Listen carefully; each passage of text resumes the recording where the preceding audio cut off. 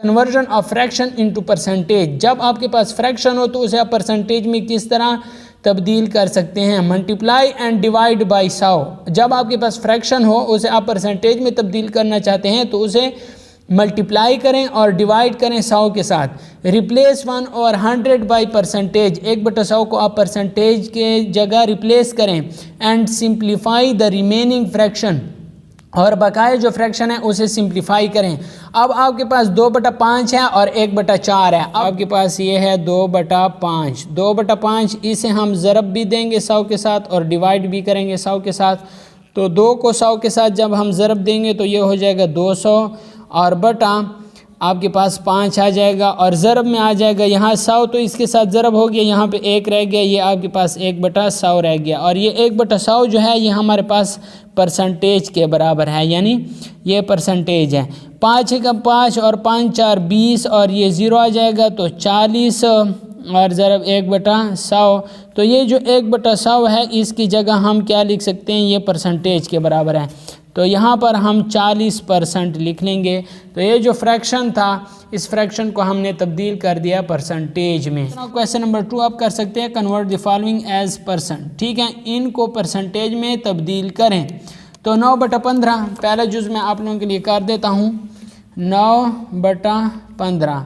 तो जब आपके पास फ्रैक्शन हो और इस फ्रैक्शन को आप परसेंटेज में तब्दील कर रही हूँ तो आपने 100 के साथ ज़रब देना है और 100 पर तकसीम करना है। तो जो ज़रब वाला है इसे इसके साथ ज़रब देंगे और इस 100 को अपनी जगह पे रहने देंगे। तो ये हो जाएगा 900/15 ज़रब 1/100। ठीक हो गया है। इसे 3 पर डिवाइड करें, 5 3 15 और 18 5 90 और 1 आ जाएगा।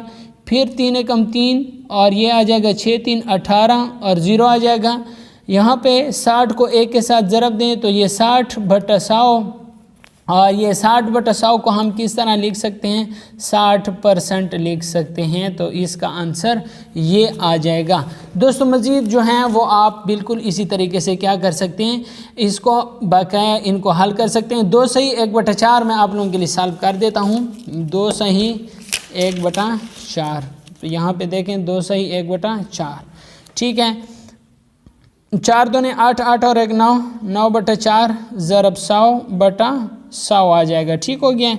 तो 100 को 9 से मल्टीप्लाई करें तो यह आपके पास आ जाएगा 900/4 ज़रब 1/100। ये 2 ज़ीरो इन 2 ज़ीरो के साथ क्या कर लें? कैंसिल कर लें।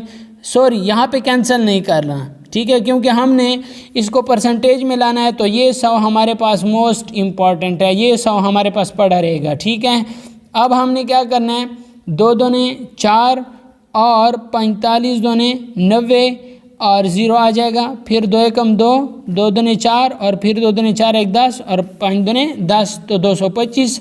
तो 225/100। ठीक है, 225 एकम 225/100, तो ये 225% इसका क्या आ जाएगा? आंसर आ जाएगा।